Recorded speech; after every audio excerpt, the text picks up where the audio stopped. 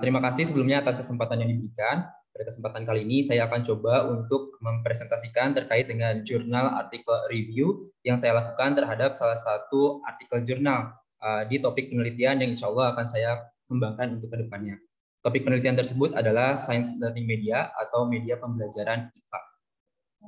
Nah, Bapak Ibu, di presentasi kali ini selain saya akan menjelaskan tentang isi atau konten di dalam artikel tersebut, saya juga akan sedikit mencoba untuk melakukan critical review di dalamnya.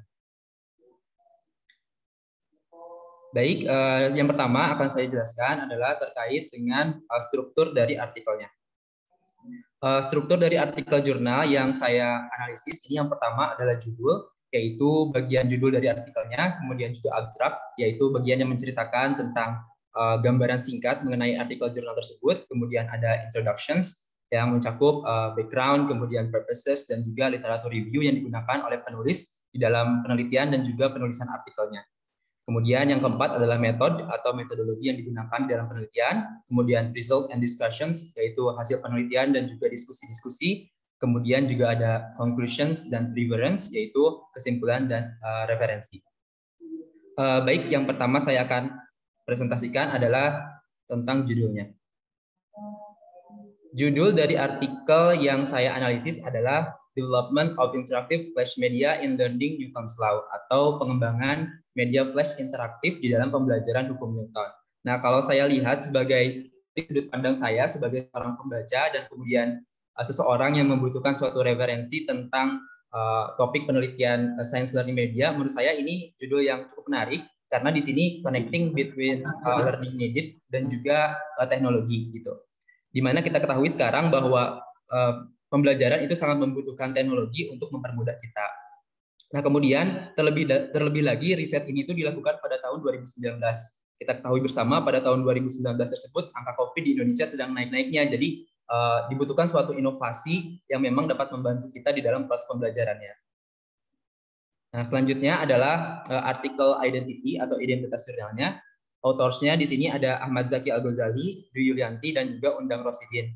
Beliau-beliau ini berasal dari Master of Educational Technology, Faculty of Teacher Training and Education, University of Lampung.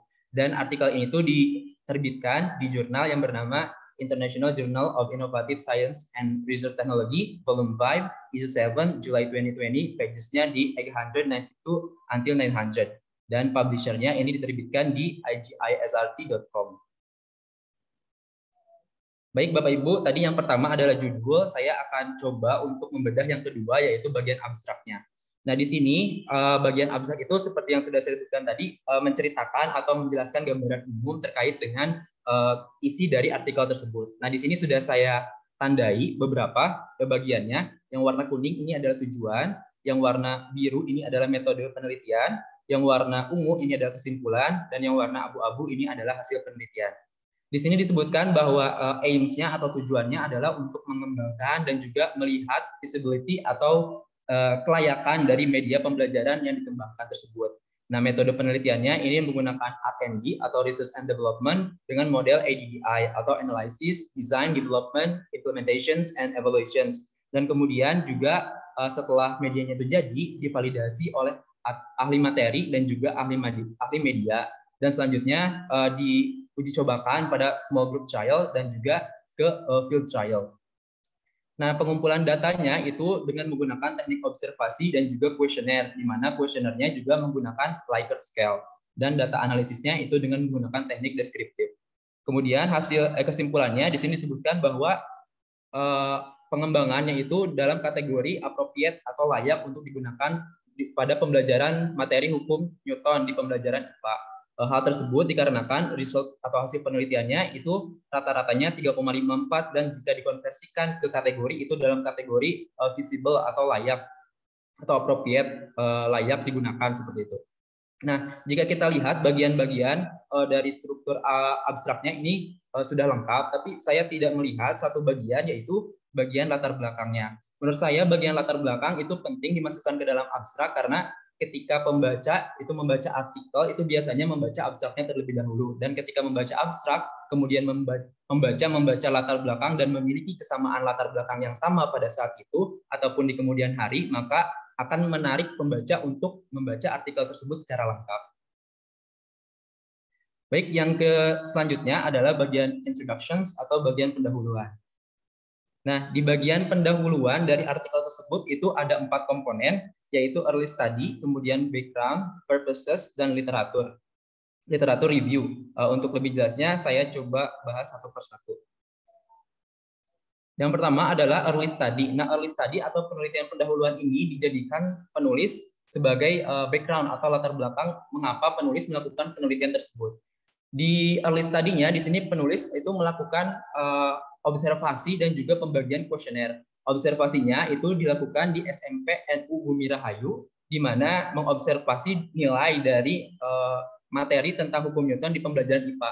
Di sini dihasilkan ternyata ada 9 student atau 9 siswa yang nilainya sudah melebihi KKM. Kemudian ada 17 siswa itu kurang dari KKM. KKM-nya adalah 75. Kemudian dengan melakukan atau membagikan kuesioner, di mana di dalam kuesionernya tersebut ini menanyakan tentang pembelajaran IPA dan bagaimana kesulitan siswa di dalam pelajaran IPA gitu, khususnya di materi tentang hukum Newton. Nah, berdasarkan early study dari observasi dan juga kuesioner yang dibagikan, ini peneliti mengambil kesimpulan ternyata mata pelajaran IPA ini khususnya di materi tentang hukum Newton itu masih dianggap sebagai mata pelajaran atau materi yang sulit bagi siswa. Mengapa demikian? Karena siswa menganggap guru itu sering mengajarkan materi tersebut dengan teknik konvensional, yaitu dengan ceramah. Dan itu menurunkan minat siswa di dalam mempelajari mata pelajaran tersebut, dan juga tidak ada ajakan untuk berperan aktif siswa di dalam mata pelajarannya, sehingga menurunkan atau decreases the activeness of the student gitu. Nah, kemudian juga menurut pengamatan juga guru belum membuat suatu inovasi dalam bentuk media pembelajaran di materi tersebut. Jadi atas dasar early study atau penelitian pendahuluan itulah peneliti ini membuat sebuah inovasi, yaitu berupa media pembelajaran. Nah, menurut saya early study atau penelitian pendahuluan ini menjadikan pendahuluan ini menjadi semakin kuat gitu, karena dengan adanya early study, ketika penelitian kita itu berhasil, maka ini akan berdampak minimal pada subjek penelitian yang kita jadikan sebagai early study. Dan mungkin ketika kita diseminasikan ataupun kita buatkan artikelnya, mungkin dapat bermanfaat bagi lebih luas lagi seperti itu. Kemudian yang kedua, bagian pendahuluan yang kedua adalah bagian tujuan. Di sini tujuannya adalah untuk mengembangkan media flash interaktif sebagai media pembelajaran hukum Newton. Kemudian yang kedua adalah mengetahui kelayakan media pembelajaran tersebut dalam pembelajaran hukum Newton. Dan yang ketiga adalah meningkatkan pengetahuan siswa dalam materi hukum Newton.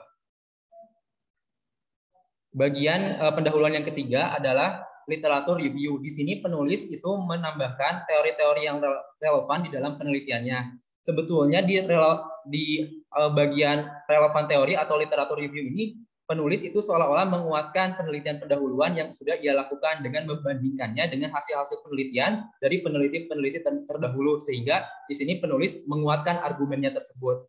Selain itu juga di sini penulis memasukkan teori yang relevan kenapa memilih Adobe Flash Professional CS6 itu sebagai software yang dipilih, karena menurut peneliti itu lebih efektif dibandingkan dengan software-software lainnya.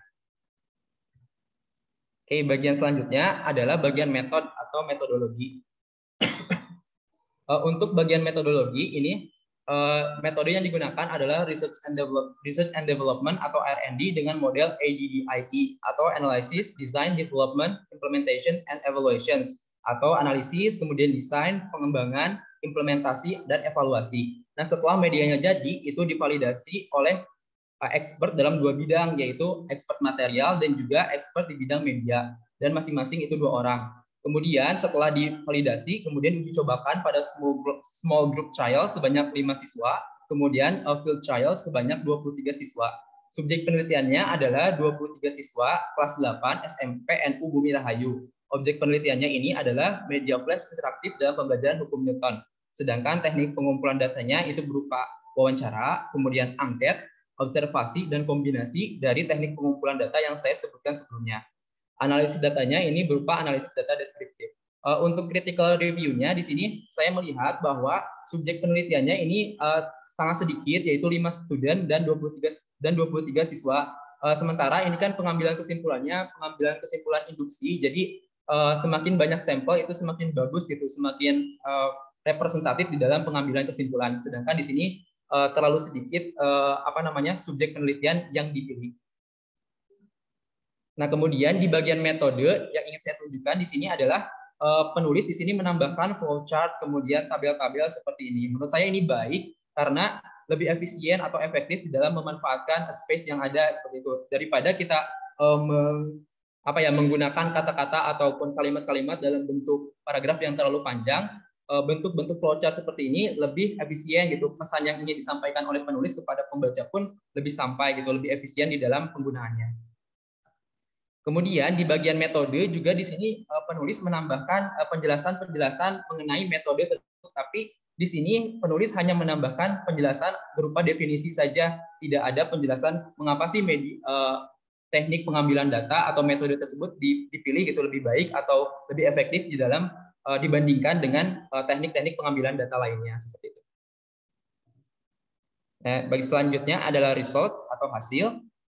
Karena tadi metode analisisnya itu menggunakan ADDI, Analysis, Design, Development, Implementation, dan Evaluasi, maka resultnya pun ada 5. Yang pertama adalah analisis. Nah, untuk item analisisnya ini ada 3. Yang pertama adalah kebutuhan pembelajaran, kemudian kurikulum, media pembelajaran. Nah, untuk kebutuhan pembelajaran itu sendiri, sebetulnya ini diambil dari early study yang pertama kali dilakukan oleh penulis, di mana hasilnya adalah ternyata materi hukum Newton itu sulit dipelajari dan memerlukan media pembelajaran yang menarik untuk menarik siswa agar siswa lebih mudah mempelajari materi tersebut gitu.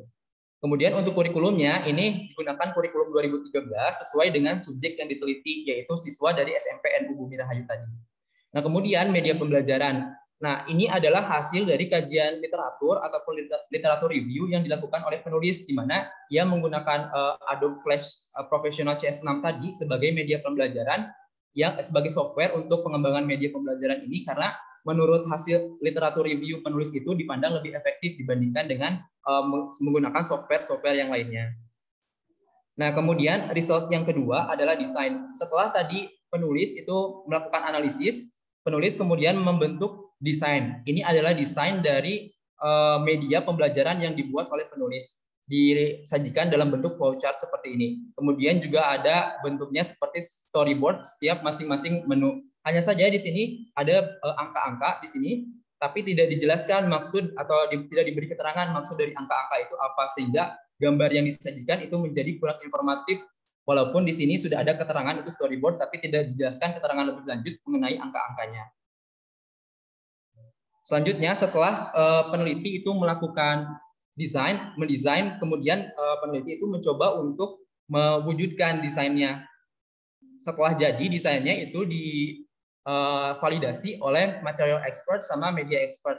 Untuk material expertnya ini ada 18 item yang dievaluasi, di mana mean score terendahnya itu adalah 3,0 dan highest score-nya itu 4,0, dari maksimum nilainya itu 5,0.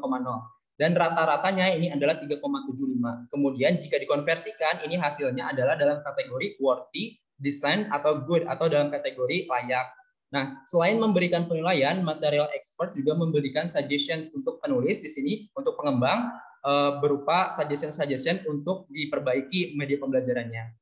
Kemudian yang kedua adalah media expert. Ini terdiri dari 2 orang juga, sama ada 18 item yang dianalisis, di mana mean score yang paling rendahnya itu adalah 3,5, sedangkan highest score-nya itu 5,0, dari maksimum score-nya 5,0, dan rata-ratanya itu adalah 4,12. Dan jika dikonversi, ini dalam kategori worthy juga, yaitu dalam kategori layak untuk digunakan. Nah, sama seperti material expert, media expert juga memberikan suggestions atau saran-saran kepada pengembang yang nantinya digunakan pengembang untuk memperbaiki media pembelajarannya. Nah, setelah mendapat saran dari material expert dan media expert, itu pengembang atau peneliti itu memperbaiki kembali media pembelajarannya sebelum diimplementasikan kepada siswa. Nah, setelah diperbaiki, kemudian media pembelajaran tersebut diimplementasikan, yaitu pertama pada small group trial. Pada small group trial ini dipilih 5 student yang mencakup evaluasinya itu ada 17 item. mean score dari lowest score-nya itu adalah 2,6, sedangkan highest score-nya adalah 3,8 dari maksimum skor 4,0. Rata-ratanya adalah 3,01 jika dikonversi ini dalam kategori worthy, decent, atau good, atau dalam kategori layak. Nah, siswa-siswa tersebut juga memberikan suggestion sama seperti validator yang awal. Suggestion-nya ini digunakan untuk pengembang atau penulis ini untuk memperbaiki kembali media pembelajaran yang ia buat. Nah, setelah mendapatkan suggestion pertama tadi dari validator, kemudian juga dari siswa di small group trial, akhirnya penulis ini mengimplementasikan atau menguji cobakan media pembelajarannya itu pada skala yang lebih besar lagi, yaitu ke field trials dengan jumlah subjek penelitian yang lebih besar, yaitu 23 student. Sama ininya, itemnya ada 17, di mana mean score-nya itu adalah 2,7, highest score-nya itu 3,9, dan rata-ratanya itu adalah 3,27. Jika kita konversikan, ini dalam kategori very decent atau sangat layak untuk digunakan. Nah, ini adalah kesimpulan ataupun kesimpulan dari data-data yang diambil atau dievaluasi tadi oleh material expert. Ini ada 3,75 dalam kategori worthy, kemudian media expert 4,12 dalam kategori worthy, kemudian small group trial 3,01 dalam kategori worthy, field trial 3,27 dalam kategori very decent. Nah, ini totalnya kemudian dirata-ratakan hasilnya adalah 3,54 jika dikonversikan ini dalam kategori worthy atau layak untuk digunakan. Nah, atas dasar tersebutlah peneliti ini mengambil sebuah kesimpulan, ternyata media pembelajaran yang ia buat itu dalam kategori layak berdasarkan evaluasi yang dilakukan oleh validator, kemudian diuji cobakan ke small group trial dan juga field trial. Nah, kemudian di bagian conclusion ini, peneliti juga menyebutkan bahwa pengembangan interaktif flash media ini sangat terbuka gitu kesempatan untuk future researchers untuk mengembangkan di bidang-bidang lainnya. Tapi hanya saja di bagian conclusion ini peneliti tidak menambahkan saran apa sih yang ingin disampaikan kepada future researchers agar penelitiannya itu lebih baik, atau misalnya kendala-kendala apa yang misalnya dihadapi oleh penulis sehingga future researchers dapat mengatasi permasalahan tersebut sehingga media yang dihasilkan mungkin saja bisa lebih baik dari yang penulis ini buat, seperti itu. Nah, ini adalah referensinya atau referensi yang digunakannya. Ini ada 13, itu berasal dari buku dan juga jurnal-jurnal. Selanjutnya, ini adalah ulasan tentang strength dan weaknesses-nya. Untuk kelebihannya, saya melihat bahwa topik dan judulnya itu menarik dan terkini. Maksud terkini itu menyesuaikan dengan kebutuhan yang ada saat ini, gitu. Kemudian struktur dan identitas jurnalnya lengkap, pendahuluan lengkap, mencakup aspek latar belakang, tujuan, dan kajian pustaka, serta terdapat penelitian pendahuluan sebagai latar belakang penelitian yang juga memperkuat pendahuluan yang digunakan oleh penulis. Kemudian tujuan penelitiannya disampaikan secara jelas, metode penelitiannya terperinci, lengkap, dan juga disajikan dalam bentuk tabel, flowchart, serta penjelasan singkat. Kemudian hasil penelitiannya dilengkapi tabel yang mempermudah pembaca di dalam memahami hasil penelitian. Kemudian juga referensi yang digunakan itu menggunakan sumber-sumber terpercaya. Selanjutnya untuk kekurangannya, ini saya melihat bahwa abstraknya tadi tidak memuat latar belakang, kemudian subjek penelitiannya terlalu sedikit sehingga kurang representatif di dalam pengambilan kesimpulan secara umumnya. Kemudian beberapa gambar itu tidak memuat informasi yang jelas. Selanjutnya metode tidak diperkuat dengan penelitian pendahuluan yang memperkuat kenapa sih metode tersebut dipandang layak gitu dibandingkan dengan metode-metode lainnya. Kemudian hasil penelitian tidak dibandingkan atau diperkuat dengan penelitian terdahulu. Ini maksudnya adalah tidak menguatkan apakah hasil penelitian tersebut sama atau beda. Jikapun ada beda, mengapa gitu hasil penelitiannya bisa berbeda seperti itu. Kemudian tidak ada penelitian mengenai keberhasilan media pembelajaran dalam meningkatkan pengetahuan siswa. Nah, ini maksudnya adalah di tujuan awal tadi penulis ingin supaya media pembelajarannya ini dapat mempengaruhi atau meningkatkan pengetahuan siswa, sedangkan di sini tidak ada suatu penelitian yang memang membuktikan bahwa media pembelajaran tersebut dapat meningkatkan pengetahuan siswa. Walaupun misalnya memang tidak dilakukan, menurut pendapat saya itu seharusnya dituliskan di bagian saran, sehingga ketika future researchers-nya akan melakukan penelitian yang serupa, maka untuk memenuhi tujuan tersebut itu dapat dilakukan analisis lanjutan berupa pembuktian bahwa media tersebut memang bisa digunakan untuk meningkatkan pengetahuan siswa. Nah, kemudian kesimpulan tidak dijawab tidak menjawab tujuan secara umum seperti penjelasan saya sebelumnya. Kemudian tidak ada saran penulis untuk penelitian selanjutnya dan juga beberapa referensi ini menggunakan penelitian yang lama. Selanjutnya adalah insight atau sesuatu yang saya dapatkan gitu, atau manfaat atau pelajaran yang saya dapatkan ketika saya membaca atau melakukan analisis jurnal tersebut. Yang pertama adalah pemilihan topik dan judul yang kekinian itu memang berpengaruh ya Bapak Ibu. Maksudnya kita harus menyesuaikan memang kebutuhan siswa saat ini tuh apa gitu. Kita jadi bisa melihat gitu emang topik yang kita teliti atau judul yang kita ambil itu memang sesuai dengan kebutuhan siswa saat ini. Kemudian early study sebagai background penelitian. Nah, menurut pendapat saya, seperti yang sudah saya sampaikan tadi, bahwa early study ataupun penelitian pendahuluan ini, menurut saya memperkuat pendahuluan yang kita gunakan, karena early study ini memang sesuai dengan kenyataan apa yang ada di lingkungan kita. Walaupun itu misalnya ketika pengembangan kita berhasil, itu akan berdampak pada subjek yang kita jadikan early study dan masyarakat pada umumnya jika kita mendesiminasikan atau membuat sebuah artikel kemudian kita terbitkan seperti itu. Kemudian pentingnya literatur review dalam penelitian ini untuk memperkuat maksud saya pendahuluan, kemudian memperkuat metode, kemudian memperkuat hasil penelitian yang kita hasilkan. Kemudian pemilihan metode penelitian. Nah, pemilihan metode penelitian juga menurut saya vital karena untuk menjawab tujuan yang kita mau itu metode penelitian juga harus dipilih metode penelitian manakah yang bisa gitu menjawab tujuan penelitian yang kita inginkan seperti itu.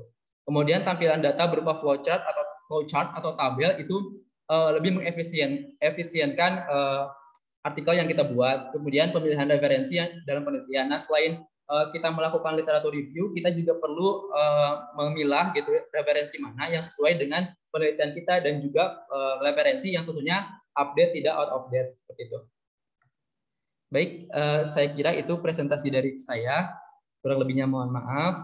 Terima kasih. Assalamualaikum warahmatullahi wabarakatuh.